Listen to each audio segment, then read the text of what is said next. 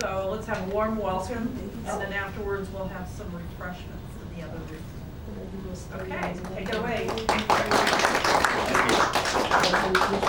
What I've got tonight is a slideshow of some of my work, and then there's a few pieces up here, and there's one over here, if you want to look at some. But it kind of goes, I've been doing this for a long time. Those of you that know me know I've kind of been in art my whole life, and so there's a little bit of a variety in here. I do a lot of different things. I do wood carving, metal engraving, fool around with a little bit of hot glass, do some hot metal work, watercolor and oil. Some of these pictures are some old photos that I ran into recently that kind of resurrected. This one's pretty bad. This is actually a wood carving of a kingfisher that I did years ago. It's three-dimensional carving. Is that male or female? I can't remember. That was a male. This is another wood carving I did many, many years ago. Great horned owl or rabbit. If you guys have any questions, just feel free to ask them as I'll kind of work my way through What here. type of wood did you carve in? This is all basswood, I believe. Use a little bit of Tupelo on some of the more delicate carvings because it's a lot lighter weight if you've got to kind of suspend things. What did you color it with, stains or paint? It's painted. Yeah, it was painted. The details all burn in the feathers. After you carve the bird, basically, you get all your anatomy where you want it, your feathers, fields, and then you go through and burn all the feathers in. Okay, when you do the feathers, do you map that off at all? Do I what? Map it off, graph it, or you just Yeah, draw it all freehand on there as you go. Oh. Yeah, just kind of draw it on. You can see a lot more of the feather details probably now. This is just kind of a little relief carving done in a basswood panel, I actually. like that. Done with a single knife, just kind of chip carved, but more kind of representational than the three-dimensional stuff. Now, do you frame that or what? No, usually just hang them the way they are. You could frame them, I suppose, but it's just, I carve a lot of gnomes and Santas at Christmas, and this is just, I've got a little video of that later we'll get to. This is a big carving from me many, many years ago. This went to You had hair then. the bank, yeah. Better body, everything. This was in the bank branch that was out in the Kmart parking lot there by the road. I think, were those First Nationals at that time? Yes. Yeah. And I did several pieces for those. This piece ended up in that bank, I remember that. That's basswood laminated up, big panel. It was pierced. You can see through it in places. The wall showed through it in the back. Did a lot of large relief panels back then. There's kind of another view of it. It's still not quite done there yet, but gives you an idea of kind of what it looked like. This is some tools, a spoon. I do a lot of spoon carving. I make the tools that I use for the most part. Except this nice commercial, everything else I made. I do a lot of tools. Bowl out of sassafras. It's a pretty good sized bowl. Carved out of sassafras. This was I did some figures for back in the late 70s, very early 80s when the game of Dungeons and Dragons started coming into play there a lot. I did some figures for a company, and that's the quarter beside that. Gives you an idea how big that figure was. So it's really tiny. It's carved out of epoxy resin, actually. You take the epoxy, mix it up, kind of get the thing sculpted close to shape, and then work my way in from there and carve them out. They were tiny little guys. They were just like that. Some snow art here with a friend. That was actually on Easter that year. It snowed, and so I did that. This is glass here. This is a pendant. It's called it's kind of an air trap type pendant. You trap those air bubbles in that from behind. While that's hot, you take a frog like you use for flower work, and you push that molten glass on that, and that puts divots in that glass, and flip it over, and you dot each one of those with a dot of molten glass, and you trap that air bubble in there, and then you can take that, and the blue color, the lighter blues are caused by fuming that with silver. So you pick up a little piece of pure silver on the end of a glass punny, and put that in your torch flame, and that will turn into plasma because that torch flame's almost 4,000 degrees, and it'll transfer that silver to that glass. And then once you've got the silver on there, you encase it, and then you heat cycle that, and that makes the metal crystals grow inside the glass, and you do that until it's called striking your glass. And you gotta let it cool down where there's no visible heat in it in the dark, so you put it under your bench and kind of watch it till it goes black. Then you heat it up again, and every time you do that, the crystals bloom again in there. And you do that until you get your color you want. So it's is that kind of- lamp work? Yeah, it's lamp work on a torch. This is another one, same thing, this has got silver in it and probably a little bit of copper in that to get those colors to come in there. And it's just on the punny there, I just took it off of its main rod and I'm getting ready to put it in the kiln to anneal it. This is all hard glass here, it's borosilicate glass, so it's from the Pyrex family of glasses. So it works, it doesn't really become movable till about 2,700 degrees, so it's really hot glass when you're working it. Where soft glass would become movable below 2,000 degrees. This is another air trap. This one's a little bit different. It's an air trap implosion, and so you trap your air and then you put color dots on those bubbles, and then you take that glass and you melt that back in. It's flat when you do that, and then you melt that back into a sphere, and then you roll that sphere through itself. So it'd be like grabbing a donut by the edges and then rolling the donut through itself. And then that comes through and it blooms back into a flower. It's a really neat process that you wouldn't think would work until you really do it once or twice. It's just a heart there and pendant. Again, it's got a lot of silver in that glass. These I do for families typically. They're cremation pendants. They'll send me ash, and I'll put the ash in there. Yeah, and then that ash will kind of explode inside that glass. You have to be careful with it. You can't use very much, and you have to get it really fine. You have to have really fine particles, and then I just put it on my graphite block and pick that up off that graphite. It doesn't take very much because it off gases inside the glass because of the heat, and it blooms. And then I kind of pulled that into a spiral or galaxy formation there. That was a group of them for a family. It was the mother's ashes, and I made them for all the kids. This is engraving here. It's on silver. That's probably pure silver. Looking at it. And it's a pendant, and then the other side of it was a set of initials. It's kind of a traditional format there. This is a bracelet, cuff bracelet done out of sterling silver. It's a big bracelet. It's about, I don't know, an inch wide, 1.25 inches wide maybe. I did it for a lady who had lost her dog, old age. She wanted her dog on there, so she sent me a photograph of her dog. I put it in the panel on the bracelet, and then did the rest of the cuff bracelet out of silver. Engraved. So did you do that all by hand? Yeah, they all done by hand, yeah. What I do is I just draw on all the scroll work. Obviously the bracelet's flat when you make it. And then I get all that on, and then I go in and do whatever goes in the panel. I always do the dog's last or whatever goes in there. And then go in and I just draw the dog on there. I use a 0.03 millimeter Eversharp, and then I do all that under a Nikon scope. So it's kind of a weird setup because you're looking here and you're working down here. It takes a while to develop that link in your head to make all that work, but the Nikon scope takes all the eye strain away from it because it's true binocular vision. So it's just like looking normally. You don't have to focus your eyes like you would with a visor or something. You're always short focusing. Puts a lot of stress on your eyes. But the scope takes all that away and allows you to do things you just can't do.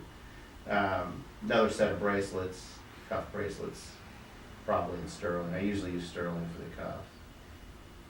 Fine if somebody asks. But This is a side plate for a 1873 Winchester. It's a copy of a factory pattern. That's why the deer is a little funky. Deers in the late 1800s were always engraved by Europeans that never seen our deer typically.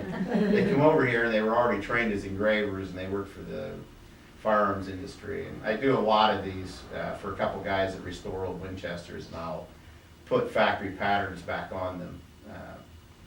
This is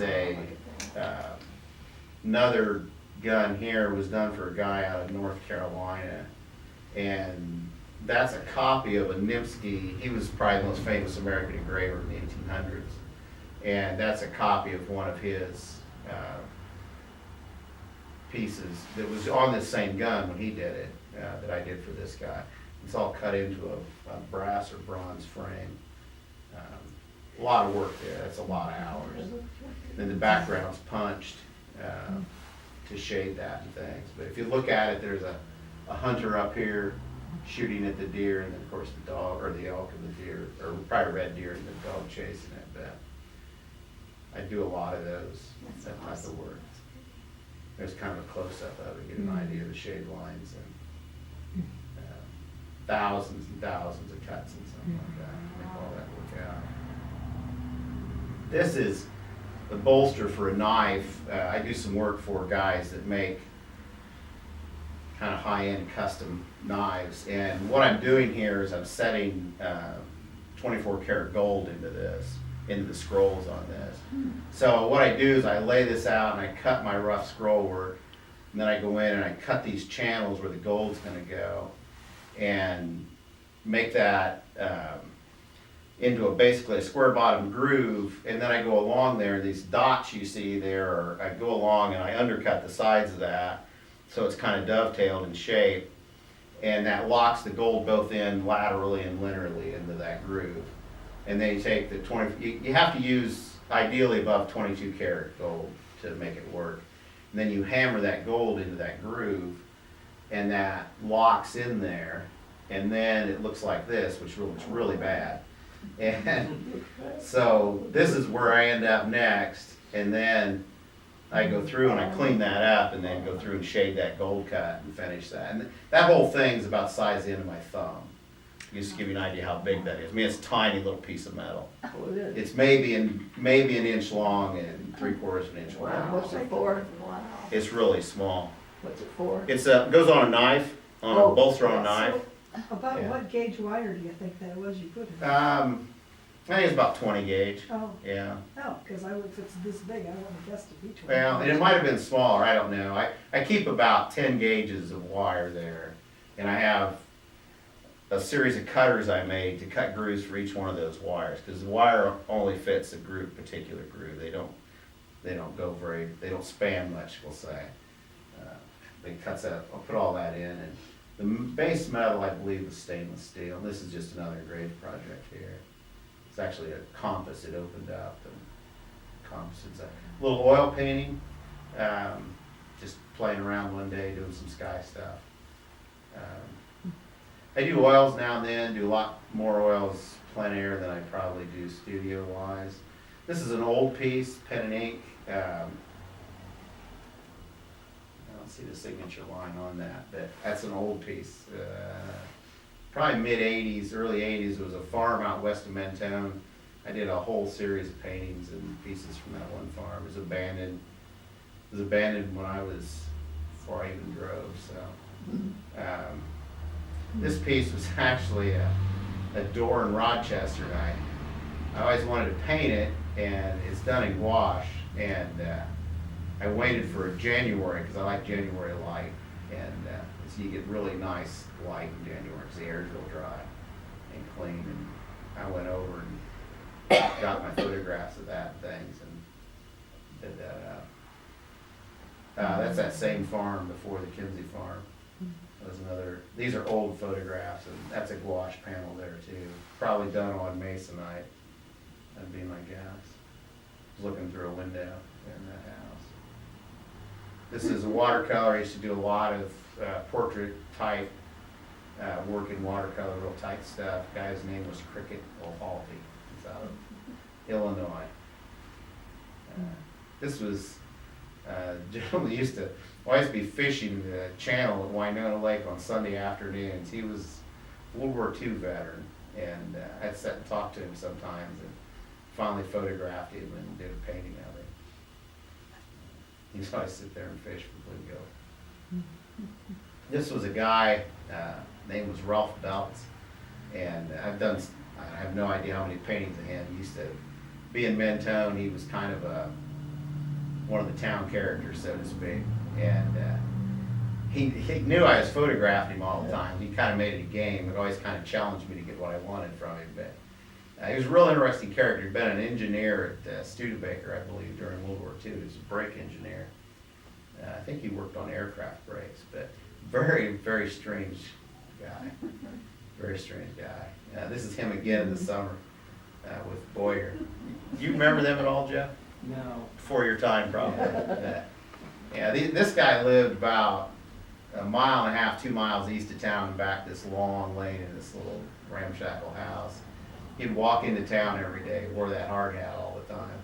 And him and Ralph would sit there on the corner of this, at that time it was abandoned storefront, it's back open now, in the summer, and they would discuss things. And they were always dressed like that. Ralph always had on those sandals, pants were never fastened, suspenders, and it was just, they were just kind of characters back when you had really good characters to work with, so it was always a good time. But I staged that from across the street with a long lens and got what I wanted there for photographs of them, because I did both of them several times. Ralph more than Boyer, but just always was kind of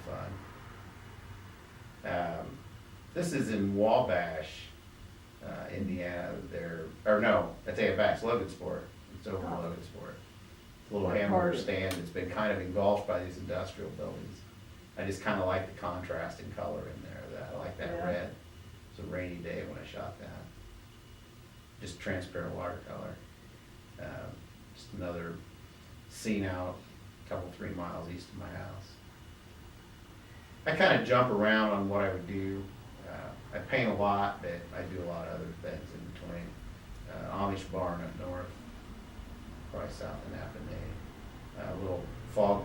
This was just a demonstration I did at for Akron Area Arts League one time. Just kind of showed how to get a fog effect in watercolor. This farm's going to become something at some point. I've actually done 2 or 3 this is just a quick little 20-minute painting, just playing with it. Doug Flory's place. Oh, it's Doug? Doug's, yeah. What size is it? Yeah. Huh? What size is it? It's probably a 9 by 12, 8 by 10, somewhere in that area. I got to work it up in this. He was a character, I guess is how we'll leave that. And he was always a very interesting guy, and he either liked you or he didn't. And he always kind of liked me, and so I could talk to him and things. And the only thing I regret is I never got photographs of him, because I always wanted to do him, but I was always afraid to ask to photograph, because I was afraid that'd be it. I'd never see him again. But his farm was just run down and just stuff everywhere, and I have stories of Doug, but but I'm going to do the farm in a better way. This is a farm just west of, or no, it'd be just south of Doug, actually. It's an Amish farm. But, That's an awful lot of detail. How do you do that? well, you're going to see that here in a minute. I've got a couple little stop motion clips that I've made of paintings. You can kind of see how some of these come together, and some pictures, some photographs when I work. I lay my paintings out, and I kind of blow in the skies, and a lot of this comes in fast here, and then I leave my whites and then go back and tighten it up if I want to take it tight, or loose, and go the other way if I want a loose painting. But just kind of end of the day in the winter. I really like winter light. You can just see the bones of the landscape, and it just really works. Downtown Indianapolis, a friend posted this photograph on Facebook, and I asked him, I said, hey, can I grab that? And it's just kind of a little fun, quick, little loose watercolor, the Soldiers and Sailors Monument, rainy winter evening.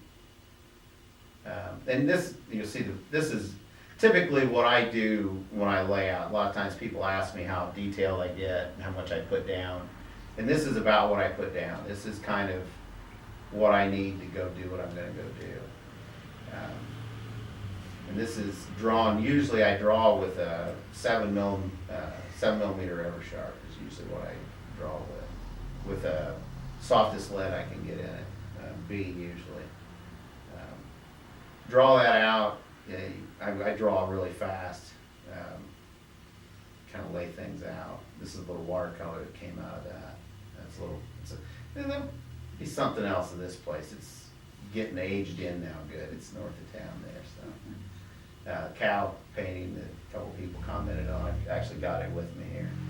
Want to see it, but just a little 8x10, just playing around. I was trying some different paints on a different paper, just trying to see what effects I could get with it. If you're familiar with watercolor, it's real particular paints and paper to what it's going to do, when it's going to do it, and how much water you have in it. It's called watercolor for a reason, I guess. But, I always tell people watercolor is a coaching position, it's not management. You can't tell it what to do, you can suggest things, and the watercolor is going to do things. And the more you learn about your paints on the papers you like, the more success you'll have with watercolor. It's not like oil, you don't mix it on the pellet and go, and it's there. You can kind of mix it and you put it over here and it's gonna do something else. And so that's kind of, and I do these a lot of times just to play with the effects of how that paint's gonna bleed down and what it's gonna do, and how it's gonna look, how the edges are gonna end up, where they're gonna be hard and where they're gonna be soft. Because that's what you're always looking for, is to get that recession in the landscape. I started out, I painted a lot of things really tight and precise, and now I try to paint things more about the subject than paint the subject, if that makes sense. I think you get caught up too much copying things, and plein air painting really opened my eyes to getting out and doing things, and really changed how I see painting. A lot more information, you have to get rid of a lot more information when you're painting, and decide what you actually want the painting to be about. Little plein air that's from Converse a couple years ago, down at Converse, just a quick little mooring painting down there in the plein air event they have. Just tape the paper down. I paint on masonite panels, and I just tape my paper to it. A little mountain scene. Again, a friend posted a photograph, I liked it. She ended up with the painting, actually. This is if I can find my cursor here, this is a stop motion of this painting happening. And so what I did was I took my camera and I set it up over this, and I shot a frame every 3 seconds or 5 seconds while I painted. And so this is about it's not that long, I guess, it's 35 seconds. And it's this painting's about 2 hours, probably, a little over 2 hours to do that. So this will give you an idea of how I work. It's already drawn in, it's laid out. That's the size it is, so. And this will show you, I'm kind of a 3-brush painter, and you'll kind of see that as this transpires here. And this is actual speed. Good paintings come quick. Hey, I'll tell you that. The more you labor over it, Oh, yeah. That is true. it's gonna not work well. Look I at guess that. I can curse it, get rid of that. You're a genius, Mike. But that, Amazing. then I went through and erased everything out there. And that just gives you an idea of how I work. I start up here and I go down, and then I kind of go back up. And that's kind of, you want to see it again, or are you good? Yeah. I can't follow that fast. I'd never done one of these before, and if I did it again, I'll set the camera a little quicker. This is probably maybe every 5 seconds. But I use as big a brush as I can, as long as possible. I don't give up that big mop until I have to. And then I finally will surrender and drop down to a small brush. Do you stretch your paper, staple it and tape it? Don't No, set it? that's Or- 300-pound Fabriano CP cold press, and I mean, it's like cardboard, and so you can just tape it and go. It doesn't care. It won't do anything. I have tried and tried to use 140-pound paper, and I just can't come to terms with it. It just, that 300, I used to work on Crescent illustration board and watercolor board they made. You can't really, they kind of changed it. You can't buy the good stuff anymore. And the Fabriano paper is a vegetable-sized watercolor paper, whereas Arches is an animal sizing on it. And so Arches is a harder paper. Your paint will stay on top of it, so to speak, longer, whereas Fabriano, it goes in quicker, and you'll find it lifts nice though, even though it goes in quicker, but Fabriano paper just is really pleasant to work on. It's a real pleasure to work on. And I mostly use squirrel hair brushes, so I like soft brushes as opposed to sable or springier brushes. And I use a big mop that it comes to a nice point. It's one of, it came in I bought a 2-brush set of Joseph Zabubik's brushes. They're Escada brushes from Spain. And that big mop, boy, it just points right up. And you can run that brush, you can do the whole painting with that if you wanted to. Other than you start wasting paint at some point because you're picking up all this color, and it, you got this big brush. And I've kind of got it down now to like 3 brushes, 2, and most of the time 2. I'll throw a rigger in if I'm going to do a lot of trees because it'll hold a lot of paint and I can do a lot of line work with it. But I just got a brush the other day, and you'll see it here in a minute, and it's squirrel hair, but it's a real long point. And it's almost like a rigger, but it's not. It's a really neat brush. But here, I guess I can do that off the buttons. That's that painting when it's finished, obviously. The real thing's here, so you can take a look at it when we're done. Yeah, there we go. This is basically my paint setup. This changes. I change colors in and out of this somewhat seasonally and somewhat, if I just think there's something better out there, I'll go try another color. This is my current palette setup. I just went to this the other day. I changed this row of paints out and dropped a couple out of the rest of it. These are my brushes, unless I'm doing this is like up to 11 by 14, maybe 16 by 20. My big brush isn't here, but it's just like this brush, but it's probably twice that size. And they're all squirrel hairs. I really prefer quill brushes over metal ferrules because they tend to have longer points and they tend to hold more water, which is why I prefer them. I'm a back here brush painter where the whole brush, I just hold the back end of it. It's how I prefer to paint. And then that's kind of my palette. It holds, I think, 28 colors. It's a mix of brands of paint. I use 3 different brands. I use Graham, Winsor, well, I use 4 different brands now. I use Graham, Winsor Newton, Daniel Smith, and Holbein. And particular paints from particular manufacturers because I'm particular. I'm not real particular about some things, but my brushes, my paint, and my paper in watercolor, I'm kind of sensitive about that. I'm real sensitive about my brushes. And, because you gotta have brushes that point up quick if you're gonna work like I work. And then the palette, I just use these trays intermittently. This one's usually always greens, and if you notice my palette's stacked, and so this is ultramarine blue up here, this is sap green, this is Daniel Smith bright green probably, which is a really odd paint because it's, depending on how much water you put with it, it changes color, literally. It doesn't change value, it literally changes color. And then this is Terra Verde down here by Holbein, and it's about a 50% opaque watercolor. So you can use it to do some funny things.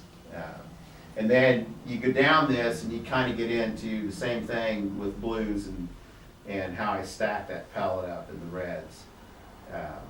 And I can get you, if anybody's interested, I can get you a list of what's on there. But that's kind of what I use, how I work.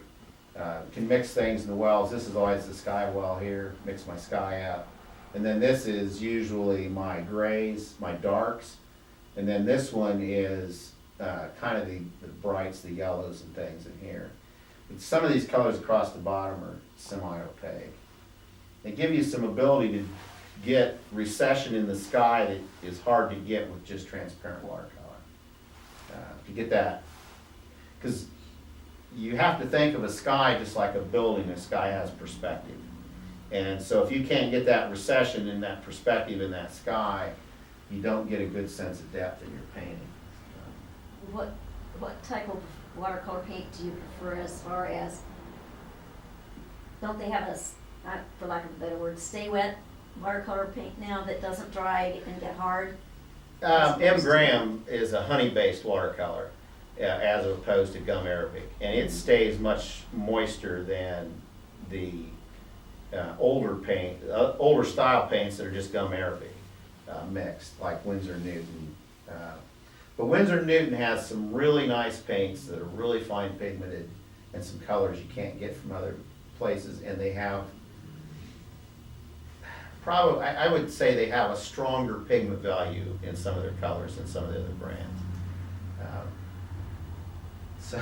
But I don't hear you saying I really prefer the honey-based over the. No, I do to an extent, especially because I don't use a sealed air pellet. I used to, but it kept growing things inside of there. It's too much moisture, and so I prefer this metal pellet because it gets a little ventilation. The softer paints are nice because they re-wet quicker. The honey-based paints re-wet quicker. The gum arabic paints can get really hard on you if you don't think to go buy your pellet every now and then hit it with water. And then this pellet setup is a full pan pellet, but all these plastic pans pop out.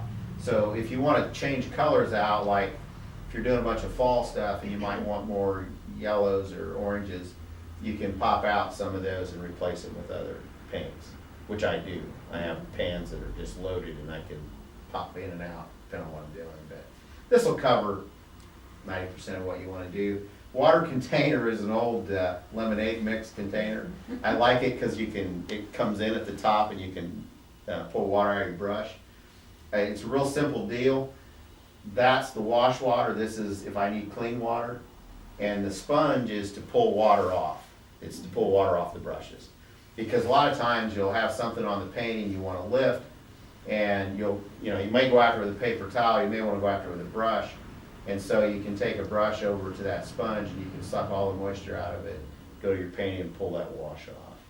You can lift with that. So a lot of people use paper towel. If I'm outside painting, don't stand behind me because I'll just snap my brush and knock my water out. For a white, if I lose a highlight and I want to put one back in, I use two different things. The tube of paint up there is titanium white, which is a true opaque white in watercolor. Chinese white's not. Chinese white's semi-translucent. So if you're trying to get a full white, you can't get it with Chinese white. You gotta use titanium white. And the other thing is a white uniball pen. And that is like, a lifesaver. Especially, I do a ton of house portraits for people. And if I'm putting like muttons in windows, that uniball, man, I can go back and when that painting's done, I can go in and just line all those muttons in, railings on porches. They're wonderful. I buy them 6 at a time from Amazon. But, this is a house portrait. The house is in Indianapolis, and I do a lot of these. And this kind of shows you progression of a painting. And I always blow that sky in right off the bat. I figure out what I'm going to do. I want those clouds to lay, and the colors I want up there. And I go in and I put that sky in. And then typically, if there's any concrete in front of that or anything, especially, I'll pull that sky down and go right into that stonework and that concrete because I'm going to pull that sky colors into that other side of that and pull that painting together. Went back through, put in foliage, and I typically leave the house to last. I do everything else. Just kind of a closer shot of that. I'm a little more detailed on these because people want them to actually look like their houses, so I give them a little more. And it's getting a little closer, and it's basically how they end up finished.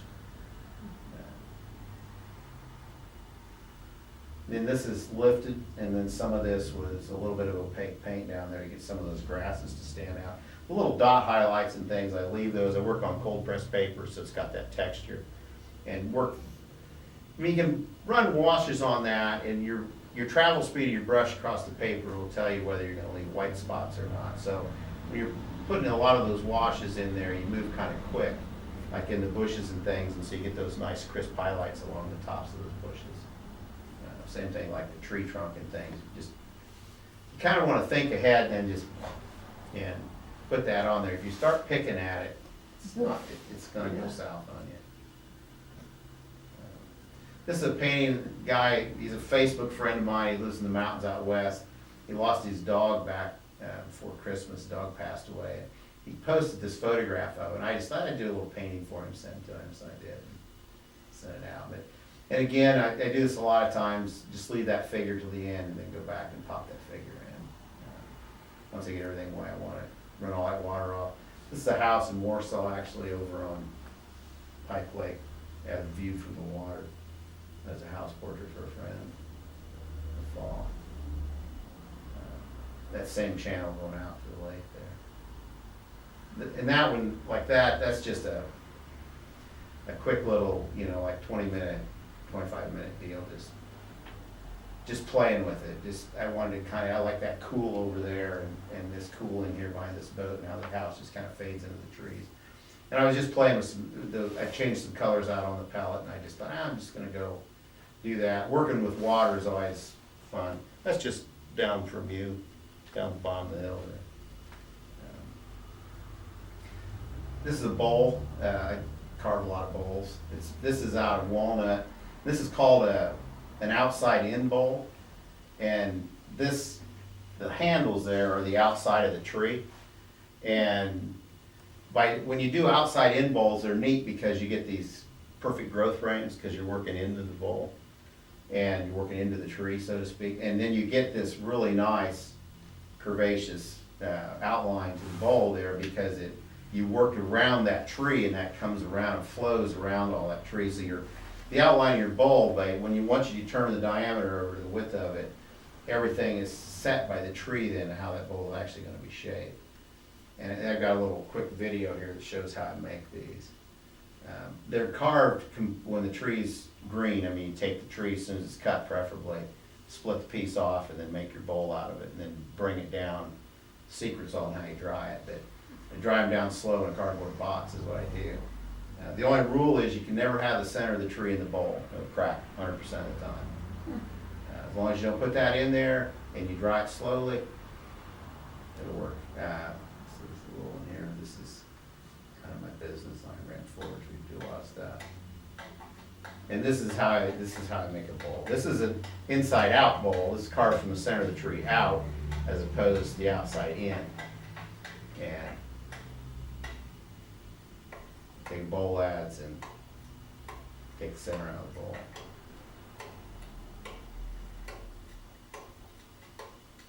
You can see the color of the wood. This piece of wood was in a tree that split, and part of it was kind of dry, and the other bit's walnut. It's real green in color while it's got a lot of water in it. You hear the tone of the bowl change when you're working on it. As it's getting thinner, it starts to elevate its tone as you're making it. Here it is getting ready to go in the dry box. Take it about 4 or 5 weeks, it'll get dried down to where it's reasonable, and then I'll leave one flap open on the box. I usually have a half a dozen bowls in it, and then leave a flap open and let them come down another 4 or 5 weeks, and then they're ready to come out into the environment, and they'll crack them at that point. And you can see the growth rings on this aren't there, because the growth rings are here. The center of the tree was right here, and so an inside-out bowl, you get a different ring pattern than you do on an outside-in bowl, because you're reversing how you're going through the water. This one here is a little video on carving a little lady gnome. These were just quick, condensed little videos. It's not the whole thing. I do the small carvings I do almost all with just this one knife. It's a modified Moore blade from Sweden. I've changed it to what I like and made this little carving knife out of it. I've carved since I was, I don't know, probably 10 years old, I don't know, forever. Have the scars to prove it. Yeah, I just noticed that. Knife is really sharp. I bet. What do you use to sharpen your knife? Use this- Diamond hone and strop it on leather strop. I was just doing a little group of figures. That was last year before Christmas. I was doing a bunch of figures for Christmas. And then this is a little video on hot iron work. Just, that was a video. Okay. Don't know what happened there. Something did. Okay. Back to it. There we go. Just roll and scroll. This is gonna be a poker for a fireplace or a fire pit.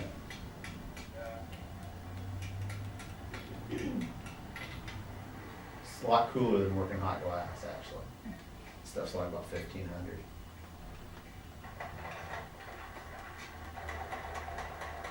It's on a power hammer there. I don't hit that fast. How much space do you have to do all this stuff in? This shop that this is in, and I do the carving in and I paint in sometimes, is built like a bank barn. It's 2 stories. And the hot and heavy stuff's in the bottom and the other stuff's in the top. You come in the top off a ramp, you come in the bottom from the ground level. I built it years ago. Took a barn down actually and moved it there and built that out.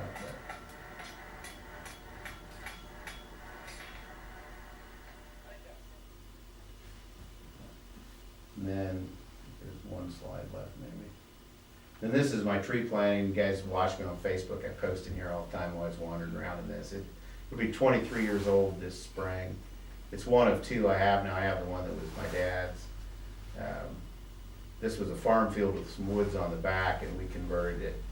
This one and Dad's property there, we converted about 150 acres back to just nature. It's just all wild now.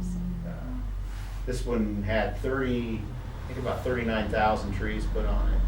The other one had about 32,000. And then we planted about another 12,000 trees there by hand. Wow.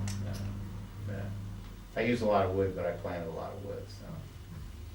Any Is that where questions? you get your supplies? Yeah, Your own they have an endless trees? supply. Questions or? The one that you did the gouache, which was the door, do you Mhm. still have that painting? Or? No. I sold that painting, I don't know, 30 years ago probably. 25, that door, You yeah. had your eye on it, Dave, you got it. There was a line of people wanted that painting in It it. was about 30 days late, is that what? Pardon? 30 days late, you sold it 30 years ago? Yeah. What about your, This? yeah, is that one in your collection or are you selling? I don't know. I haven't made a decision yet. There's about 6 people waiting on that answer, and I don't know. I kind of like it. It's just kind of. But a friend of mine lives in Chicago, and he just moved out this way. Actually, he lives along the lake, and he feeds me some nice photographs of Chicago skylines. Oh. But I was going to Chicago that day to pick a car up, actually, out on the Gold Coast of Chicago there. We'd been up north, to the north end of the city, and we were coming back into the city, and it was just such a nice day for photographs. It was wet and ugly out, kind of, but it was a nice watercolor day. That's why it's called it. It's good watercolor days. The best ones are coming right now, because when March gets here or so, and we start going through this transition, and you're gonna have some wonderful skies here, just shoreline. Get those snow squall days and that bright sun and those dark clouds, and be some really good stuff coming. Do we have anything else? I'll tell you what I know. I don't know much, but I can tell you what I know. Well, I'll have to say, Mike, you remind me of Leonardo da Vinci. Renaissance. I don't think so. A little bit of everything. I enjoy it. I enjoy the variety. I get bored real easily, and so I play with a lot of different stuff. Play with a lot of different materials. And I think that's what artists should do. I think you should have fun, you know. Yes. You get stuck in one thing and I don't know. I like to mess around with things. I like to try things. So, Mike, how's it going then with the 4-H kids and your? 4-H blacksmithing? Yeah.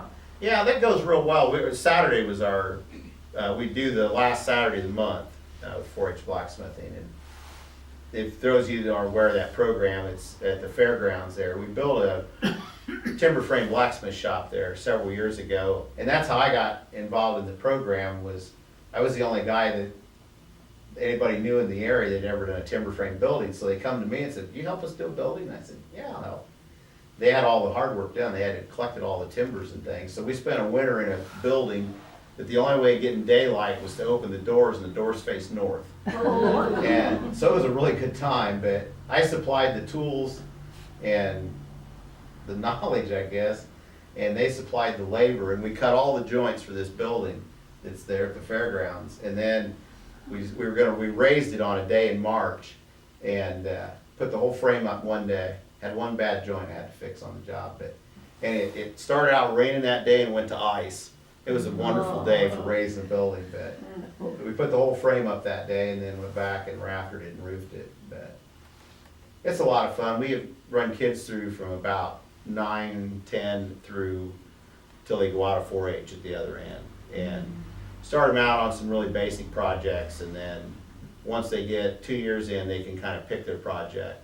And then we kind of just help them with that, the older kids, you know. It's a lot of fun. Everybody thinks blacksmithing is a lost art, and there are blacksmiths everywhere. You know, it's huge. It's big. Yeah. Well, a lot of Amish around. And no, it's not Amish. It's English. It's Really? English people. Yeah. It's not Amish. Yeah, I used to go to farm sales. I used to buy post vices and things for $5, and now they're $150 if you can get your hands on one. But yeah, it's changed. But we have a lot of fun with the kids. It's kind of a good hands-on thing for them. I get burnt more in that shop than I ever do at home. Kids are, you know. I always come home with new burns when I help them. But yeah, they're wicked with hot iron. Anything else? Watercolor questions? A lot to think about. You are a font of information. I play with a lot of stuff. I have a good time with it. Is this what you do for a living, or Yeah. you just do it on the side? No, I just do it. Yeah. Do a lot of, I have an Etsy store, and I do a lot of house portraits, and I do a lot of engraving. I engrave almost every day. So someone would just contact you and give you a picture of their house, Mhm. and they ask you to do a Yeah. painting Yeah. of it? I started that years ago on Etsy. I posted some paintings, and somebody said, "Hey, you know, would you do my house?" I thought, well, if you want a house, and somebody else wants a Okay. house. Yeah. So I started doing that, and then it kind of grew into a kind of a business. Do it mostly on the two coasts. I've done 3 local houses. One of them was a good friend's, and the other 2 were people one of them I knew, and one of them I didn't, I guess. But I do almost nothing locally. You know, anything. I Because don't. nobody asked you locally, Yeah, or? yeah, or- I don't know, but I do almost no house portraits, no engraving, nothing locally. Yeah, almost all of it's two coasts in Texas. How do they get to you? Internet, Uh, through my Etsy storefront, yeah. You know, almost all of my work goes far away. I do a ton of work for a couple guys out of the south, engraving. I engrave for them all the time. And I do, the watercolors are almost always the coast. It's one of 3 things on the watercolors. It's a family who has, parents have passed away, or they're moving away out of the home house, and they want it for the family. Or it's, somebody bought a house and there's, somebody's doing a painting for them. or somebody is selling a house and they want a painting of it. It's one of those three things. That's how I usually get them, but I do a lot of house portraits. Not big usually, biggest are usually 11 by 14 or so, but it's just kind of learn where the market is. Yeah. I've done it for a long time. So how do you come to the place of I deciding remember what you're you- going to charge for your paintings? Just experience? Yeah, it's kind of experience, time, and time, you know, I know about how long it takes me to do it, and, I paint really fast. So you know, it works for me.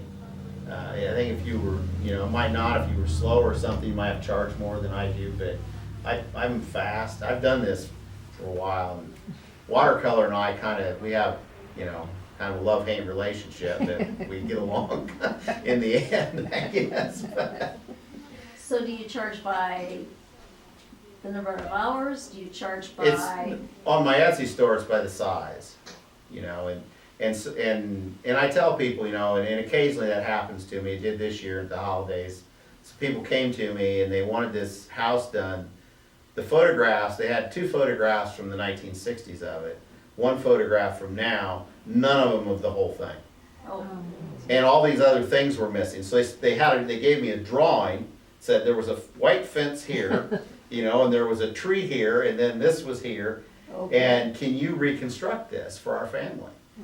And yeah, there was enough information there. And so I laid the whole thing out, and then I sent him a picture of the layout to make sure I had it in my head right, because there were things, you know, missing.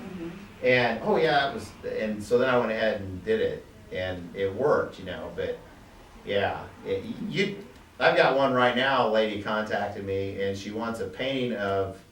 It was a Fire River Valley in Yellowstone Park where they went cross-country skiing last year. I don't really have a picture for you, like a painting. oh no. And she has 2 pictures that are basically these 2, her and her daughter, and there's no, almost, you can see a little bit of mountains over their head and a little over this shoulder, you know. But I really like a painting of the scene, not of the people. You know?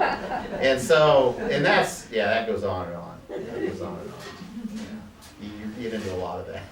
Mike, when somebody orders pictures off Etsy, what kind of paper is it on? Like, how do you get your I have picture? an archival Epson printer, one of the big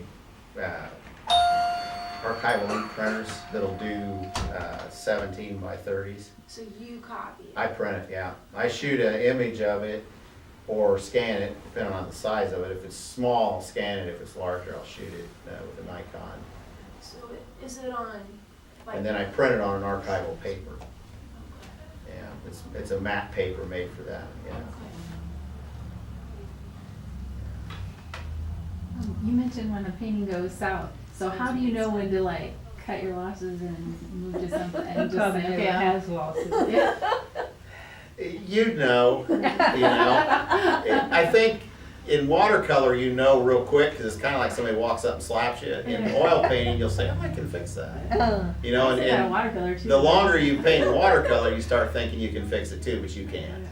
And in watercolors, when you lose your light in there, when something goes muddy or you've lost highlights or something, you're not getting that back.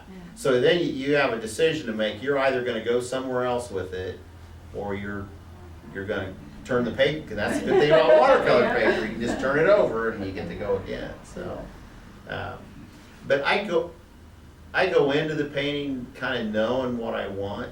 I mean, it's kind of in my head. You know, I can kind of look at that scene and say, okay, this is what I want it to be, and then the decision's whether I got there or not. And the answer is no, I never do. You know, I can answer that really easily. I never get where I want to be. And I'm always looking for things in my paintings, and it's hard to find it sometimes. You know, you go, sometimes things work, sometimes this piece of the painting's really good, and it just didn't work over here, you know. Plein air and watercolor is a lot of fun because it messes with your drying times. And when you work in watercolor, everything's about the water.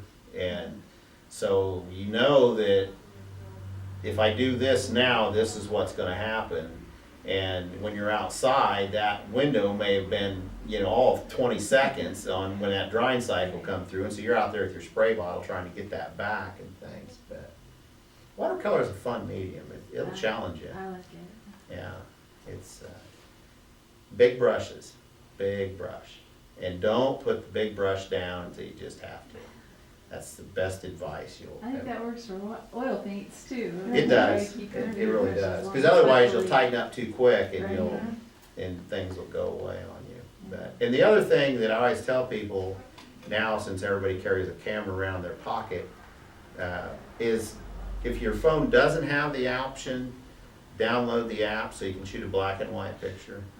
And if a painting starts going away on you, if you shoot a black and white of it and check the values, you'll find your problem. Because it's always a value issue. Yeah. Because we see color, and so we get enamored with that, and we think we're gonna fix things with color, and you're not. If you don't have a foundation in values, if the values in your painting aren't right, it's not, I don't care what you do to it, it won't work. The recession won't be there in the landscape or the buildings, and it won't work. And you'll find that in 5 seconds when you shoot a black and white photograph of that painting. And that's a simple thing, but people don't think about it. I never thought of That shooting black and white. take your phone and oh, I've looked at it before with my phone to Yeah. see what I was. black and white, and you'll bring that up and you go, wow. And there'll be like a hole in your painting or sees that, but your eyes don't see that. And that's why it doesn't work. You know there's something wrong with the painting, but you can't find it. It's always a value issue. It's always a value issue. But that's what I got. Okay. Good, Great stuff. good. So we're gonna dismiss them for refreshments. There's a couple up here if you guys want to come up and look at them. There's some paintings here. All right, well, thank you. Some little- Thank you. And we have in the other room refreshments.